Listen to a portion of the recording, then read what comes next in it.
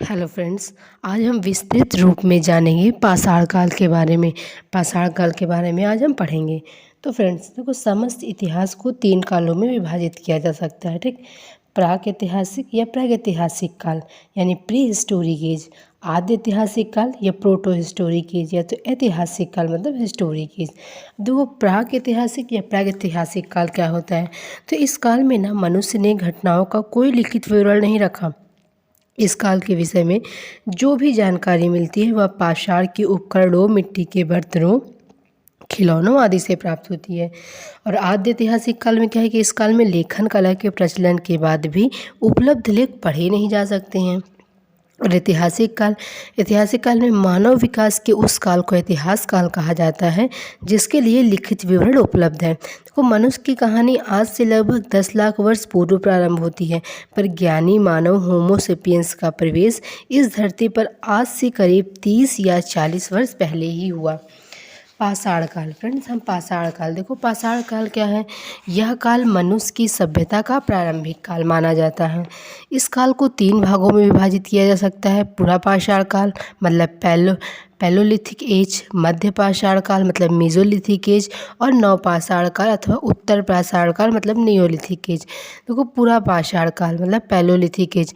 पूरा पाषाण काल देखो, यूनानी भाषा में पैलेओस प्राचीन एवं लिथियोस पाषाण के अर्थ में प्रयुक्त होता था। इन्हीं शब्दों के आधार पर पाषाण काल शब्द बना। यह काल अखेटक एवं खाद्य संग्राहक काल के रूप में भी जाना जाता है। और अभी तक भारत में पूरा पाषाणकालीन मनुष्य के शारीरिक अवशेष कहीं से भी नहीं मिल पाए हैं। जो कुछ भी अवशेष के रूप में मिला है वह उस समय में प्रयोग लाने वाले पत्थर के उपकरण हैं। और प्राप्त उपकरणों के आधार पर यह अनुमान लगाया जा रहा है कि ये लगभग 250 हजार ईसा पूर्व के होंगे। और अभी हाल ही में महाराष्ट्र के बोरी नामक स्थान पर खुदाई में मिले अवशेषों से ऐसा अनुमान लगाया जा रहा है कि इस पृथ्वी पर मनुष्य की उपस्थिति लगभग 14 लाख वर्ष पुरानी है। गोल पत्थरों से बनाए गए प्रस्तर उपकरण मुख्य रूप से सोहन नदी घाटी में मिलते हैं, और सामान्य पत्थरों के कोर तथा फ्लेक प्रणाली द्वारा बनाए गए औजार मुख्य रूप से मद्रास, वर्तमान में चेन्नई में पाए गए हैं। इन दोनों प्रणालियों में निर्मित प्रस्तर के औजार सिंगरौली घाटी यानी मिर्ज़ापुर एवं बेलन घाटी इलाहाबाद में मिले हैं। मध्य प्रदेश के भोपाल नगर के पास भीमबेटका में मिली पर्वत गुफाएं एवं शैलाश्रय भी महत्वपूर्ण है। इस समय के मनुष्य का जीवन पूर्ण रूप से शिकार पर निर्भर था। वे अग्नि के प्रयोग से अनभिज्ञ थे। संभवतः इस समय के मनुष्य निग्रेटो जाति के थे। पूरा पाषाण काल में प्रयुक्त होने वाले प्रस्तर उपकरणों के आकार एवं जलवायु न होने वाले परिवर्तन के आधार पर इस काल को हम 3 वर्गों में विभाजित कर सकते हैं। निम्न पूरा पाषाण काल, मध्य पूरा पाषाण काल, उच्च पूरा पाषाण काल। मध्य पाषाण काल की बात करें अगर हम, मिडिल पैलोलिथिक देखो, इस काल में प्रयुक्त होने वाले उपकरण आकार में बहुत छोटे होते थे, जिन्हें हम माइक्रोलिथ यानी लघु पाषाण उपकरण कहते थे। और पूरा पाषाण काल में प्रयुक्त होने वाले कच्चे पदार्थ क्वार्टजाइट के स्थान पर मध्यकाल में जिस्पर, एगेट, चरट, चाल, सिडनी जैसे पदार्थ प्रयुक्त किए गए। इस समय के प्रस्तर उपकरण राजस्थान, मालवा, गुजरात, पश्चिम बंगाल, उड़ीसा, आंध्र प्रदेश और मैसूर में पाए गए हैं। अभी हाल ही में कुछ अवशेष मिर्ज़ापुर के सिंगरौली, बांदा एवं विंध्य क्षेत्र से भी प्राप्त हुए हैं। मध्य पाषाण के कालीन मानव अस्थि पंजर के कुछ अवशेष प्रतापगढ़, उत्तर प्रदेश की सराय, नाहर राय तथा मैदहा नामक स्थान से प्राप्त हुए हैं। मध्य पाषाण कालीन जीवन भी शिकार पर अधिक निर्भर था। इस समय तक लोग पशुओं में गाय, बैल, भेड़, बकरी, घोड़ी एवं भैंसों का शिकार करने लगे थे। मध्य पाषाण काल के अंतिम चरण में कुछ साक्ष्यों के आधार पर प्रतीत होता है कि लोग कृषि एवं पशुपालन की ओर आकर्षित हो रहे थे। इसमें मिली समाधियों से स्पष्ट है कि लोग अंत्येष्टि क्रिया से परिचित थे। मानव अस्थिपंजर के साथ कहीं कहीं पर कुत्ते के अस्थिपंजर भी मिले हैं, जिनसे प्रतीत होता है कि ये मनुष्य के प्राचीन सहचर थे। मध्यपाषाण युगीन संस्कृति के कुछ महत्वपूर्ण स्थल हैं, जैसे कि वागोर स्थल जो कि राजस्थान क्षेत्र में है, लंघनाच स्थल गुजरात क्षेत्र में है, सराय, नाहर राय, चोपनी, मांडू, महदावा एवं दमदमा स्थल उत्तर प्रदेश में है, और भीमबेटका आदमगढ़ मध्य प्रदेश में है। बागोर और आदमगढ़ में 6ठी शताब्दी ईसा पूर्व के आसपास मध्य पाषाण युगीन लोगों द्वारा भेड़ें बकरियां रखे जाने के साक्ष्य मिलते हैं। बात करें हम नव पाषाण अथवा उत्तर पाषाण काल नियोलिथिक एज की, तो साधारणतः इस काल की समय सीमा 3500 ईसा पूर्व से 1000 ईसा पूर्व के बीच मानी जाती है और यूनानी भाषा का नियो शब्द नवीन के अर्थ में प्रयुक्त होता है, इसलिए इस काल को नव पाषाण काल भी कहा जाता है। इस काल की सभ्यता भारत के विशाल क्षेत्र में फैली हुई थी। सर्वप्रथम 1860 ईस्वी में ली मिशरियर ने इस काल का प्रथम प्रस्तर उपकरण उत्तर प्रदेश की टोंस नदी की घाटी में प्राप्त किया और इसके बाद 1872 ईस्वी में निब्लियन फ्रीजर ने कर्नाटक के बेलारी क्षेत्र को दक्षिण भारत के उत्तर पाषाणकालीन सभ्यता का मुख्य स्थल घोषित किया।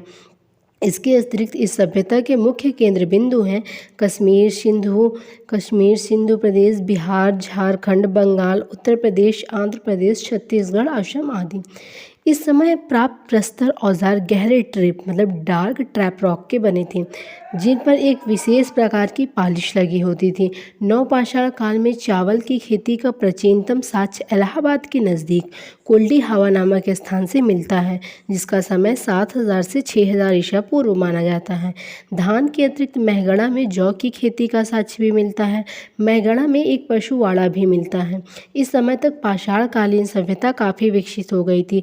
अब मनुष्य अखेटक पशुपालक से आगे निकलकर खाद्य पदार्थों का उत्पादक उपभोक्ता भी बन गया। अब वह खाना बदोश वाले जीवन को त्याग कर स्थायित्वपूर्ण जीवन की ओर आकर्षित होने लगा। उसे बर्तन बनाने की तकनीक का भी ज्ञान हो गया था। संभवतः वस्त्रों की जगह जानवरों की खालों का प्रयोग करते थे और नवपाषाण काल की प्राप्त कुछ पर्वत कंदराव और बर्तनों से चित्रकारी का आभास होता है। कृषि कर्म का प्रारंभ तो नवपाषाण काल में अवश्य हुआ, पर सर्वप्रथम किस स्थान पर कृषि कर्म प्रारंभ हुआ यह विवाद का विषय है और 1977 से चल रही खुदाई में अब तक प्राप्त साक्ष्यों से ऐसा अनुमान लगाया जाता है कि सिंध और बलूचिस्तान की सीमा पर स्थित कच्छ मैदान में बोलन नदी के किनारे मेहरगढ़ नामक स्थान पर कृषि कर्म का प्रारंभ हुआ। इस सभ्यता के लोग अग्नि का प्रयोग प्रारंभ कर दिए थे। कुंभकारी सर्वप्रथम इस काल में दृष्टिगोचर होती थी। कुंभकाल जो है इसी काल में नवपाषाण काल में ही दृष्टिगोचर होती थी। बात करें हम ताम्र पाषाणिक काल। ताम्र पाषाणिक काल देखो, जिस काल में मनुष्य ने पत्थर और तांबे के औजारों का साथ साथ प्रयोग किया, उस काल को ताम्र पाषाणिक काल कहते हैं। सर्वप्रथम जिस धातु को औजारों में प्रयुक्त किया गया था वह थी तांबा। ऐसा माना जाता है कि तांबे का सर्वप्रथम प्रयोग करीब 5000 ईसा पूर्व में किया गया। भारत में ताम्र पाषाण अवस्था के मुख्य क्षेत्र दक्षिण में पूर्वी राजस्थान, मध्य प्रदेश के पश्चिम भाग, पश्चिमी महाराष्ट्र तथा दक्षिण में पूर्वी भारत में है। दक्षिण में पूर्वी राजस्थान में स्थित बनास घाटी के सूखे क्षेत्रों में आहार एवं गिलोंड नामक स्थानों की खुदाई की गई और मालवा एवं एरड़ स्थानों पर भी खुदाई का कार्य काफी संपन्न हुआ, जो पश्चिमी मध्य प्रदेश में स्थित है। खुदाई में मालवा से प्राप्त होने वाले मृद भांड ताम्र पाषाण काल की खुदाई में प्राप्त अन्य मृद भांडों में सर्वोत्तम माने गए हैं। पश्चिमी महाराष्ट्र में हुए व्यापक उत्खनन क्षेत्रों में अहमदनगर के जोरवी, निवाशा एवं दायमाबाद, पूरे जिले में सोन गांव, इनाम गांव आदि क्षेत्र शामिल थे। ये सभी क्षेत्र जोरबे संस्कृति के अंतर्गत आते हैं। इस संस्कृति का समय 1400 से 700 ईस्वी पूर्व के करीब माना जाता है।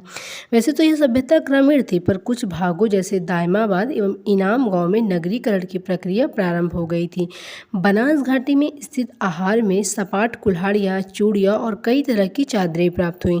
ये सब तांबे से निर्मित उपकरण थे। आहार तथा ताम्रवती के लोग पहले से ही धातुओं के विषय में जानकारी रखते थे। आहार संस्कृति की समय सीमा 2100 से 1500 ईसा पूर्व के मध्य मानी जाती है।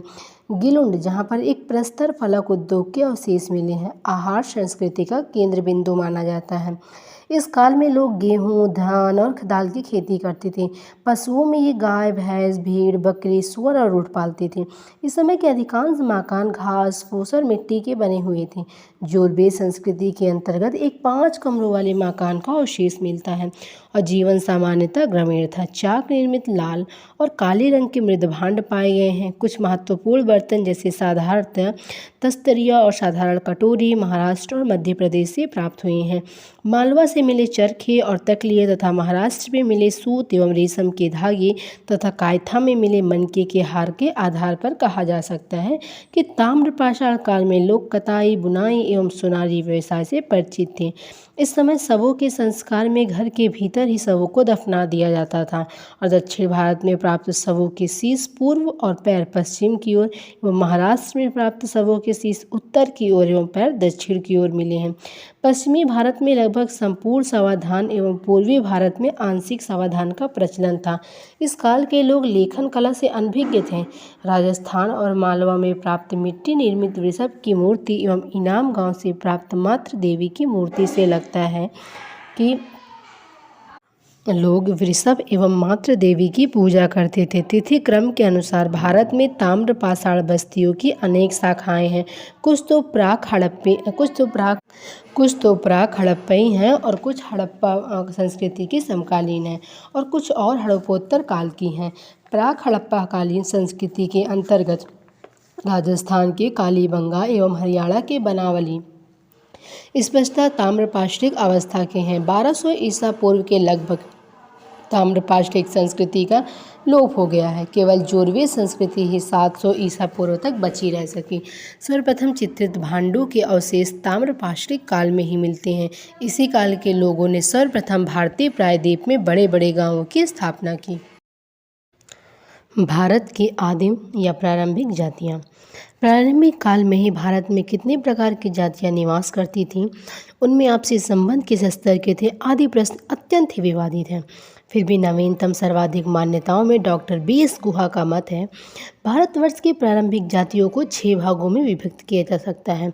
निग्रेटो, प्रोटो ऑस्ट्रेलायड, मंगोलायड, भूमध्य सागरी, पश्चिम ब्रैकीसेफल एवं नार्डिक। देखो निग्रेटो की बात करें, अंडमान द्वीप समूह में भी इस जाति के कुछ अवशेष मिलते हैं। असम की नागा एवं ट्रावनकोर कोचीन की आदम जातियों में निग्रेटो जाति की कुछ विशेषताएं परिलक्षित होती हैं। अफ्रीका से चलकर अरब, ईरान और बलूचिस्तान के रास्ते भारत पहुंची यह जाति भारत की प्राचीनतम जातियों में से एक थी। शायद यह जाति कृषि, कर्म एवं पशुपालन तकनीक से वंचित थी। शिकार ही जीवन का मुख्य आधार था। मछलियों को समुद्र से पकड़कर खाती थी। निग्रेटो जाति का पूर्ण उन्मूलन प्रोटो ऑस्ट्रेलायड जाति के द्वारा किया गया। प्रोटो ऑस्ट्रेलायड यह जाति जो है संभवतः फिलिस्तीन से Bharat, Verma, Malaya, Indonesia, Australia, Indochine आदि स्थानों पर पहुंची। भारत में निवास करने वाली कोल एवं मुंडा जातियों में प्रोटो ऑस्ट्रेलायड जाति के कुछ लक्षण दिखाई पड़ते हैं। आर्यों के भारत में आने के समय यह जाति पंजाब एवं उत्तरी तथा दक्षिणी भारत में निवास कर रही थी। इस जाति के लोग संभवतः कृषि कार्य को जानते थे, साथ ही पशुपालन एवं वस्त्र निर्माण तकनीक से भी भिंगे थे। ये लोग समूह बनाकर रहते थे। मंगोलायड नाटेकद, चौड़े सिर, चपटी नाक एवं दरार जैसी आंखों वाली यह जाति सिक्किम, असम, भूटान एवं भारत तथा वर्मा की सीमा पर आज भी दृष्टिगोचर होती है। भूमध्य सागरीय द्रविड़, इस जाति की अनेक शाखाओं में भारत में द्रविड़ जाति काफ़ी महत्वपूर्ण थी। इस जाति के लोगों को कद छोटा, नाक छोटी, बड़े सिर एवं रंग काला होता था। पश्चिमी ब्रैकीसेफल प्रजाति मध्य एशिया की पामीर पर्वतमाला तथा ईरान पठार से ईसा से 3000 वर्ष पूर्व भारत में आई। ये लोग पिशाच अथवा दरद भाषा परिवार की भाषा बोलते थे। इनकी मुख्यतः 3 शाखाएं थी, अल्पाइन, दिनारिक तथा अर्मेनिया। ये लोग गुजरात, सौराष्ट्र, बंगाल, उड़ीसा, कर्नाटक, तमिल प्रदेश तथा महाराष्ट्र में मिलते हैं। नार्डिक की बात करें तो इसे आर्य प्रजाति भी कहा जाता है। यह प्रजाति भारत में मध्य एशिया से लगभग 2000 ईसा पूर्व में प्रविष्ट हुई। भारतीय सभ्यता एवं संस्कृति की जननी यही प्रजाति है। ये भारत के पश्चिमोत्तर भाग में प्रारंभ में बसी। ये लंबे सिर, ऊंची पतली नाक, पतले होठ, ऊंचे इकहरे शरीर, सुनहरे घुंघराले बाल, गौड़ वर्त, नीली अथवा हल्की भूरी आंख वाले थे। किंतु बाद में जलवायु के कारण इनकी शारीरिक बनावट विशेषकर रंगों में परिवर्तन हो गया। आगे यह प्रश्न उठना स्वाभाविक है कि द्रविड़ लोग मूलतः कहाँ के निवासी थे। इस संदर्भ में काफ़ी विवाद है। फिर भी कुछ विद्वानों के मत इस प्रकार हैं। रिजले और उनके समर्थक विद्वान द्रविड़ों को भारत का ही मूल निवासी मानते हैं, पर विशेष कॉल्डवेल का मानना है कि ब्राहुई भाषा का प्रचलन बलूचिस्तान में था। चूँकि यह भाषा द्रविड़ों की भाषा से काफ़ी कुछ मिलती जुलती है, इसलिए द्रविड़ बलूचिस्तान के ही निवासी रहे होंगे। और कर्नल डोल्डिच का मानना है कि बलूचिस्तान में रहने वाले ब्राहुई भाषी लोग द्रविड़ जाति के नहीं बल्कि मंगोल जाति के थे, जिन्होंने द्रविड़ों को परास्त कर वहाँ से भगा दिया और साथ ही उनकी ब्राह्मी भाषा को अपना लिया। कुल मिलाकर इनके भी कथन का इशारा उसी ओर है कि द्रविड़ बलूचिस्तान के ही निवासी थे। अधिकांश विद्वानों का यह मानना है कि द्रविड़ जाति के लोग भूमध्य सागरीय प्रदेश के निवासी थे और संभवतः वे एजियन सागर, एशिया माइनर व फिलिस्तीन से भारत आए थे। सिंधु सभ्यता के प्रदाता भी संभवतः द्रविड़ ही थे। भारत में द्रविड़ों के निवास स्थान पंजाब, सिंध, मालवा, महाराष्ट्र, गंगा यमुना का दोआब, बंगाल एवं दक्षिणी भारत में थी। ऋग्वेद, जिसमें आर्यों के बारे में विस्तृत जानकारी मिलती है, ये में प्रयुक्त शब्द दस्यु और दास्य शब्द संभवतः द्रविड़ों के लिए ही प्रयोग किए गए हैं। अनेक विद्वानों का मानना है कि द्रविड़ सभ्यता नगरीय सभ्यता थी। इन लोगों ने ही सर्वप्रथम भारत में नगरों की नींव डाली। संभवतः इस जाति के लोग ही सबसे पहले नदियों पर पुल एवं बांधों का निर्माण किया। डॉक्टर बार्नेट का मानना है कि द्रविड़ समाज मात्र प्रधान था।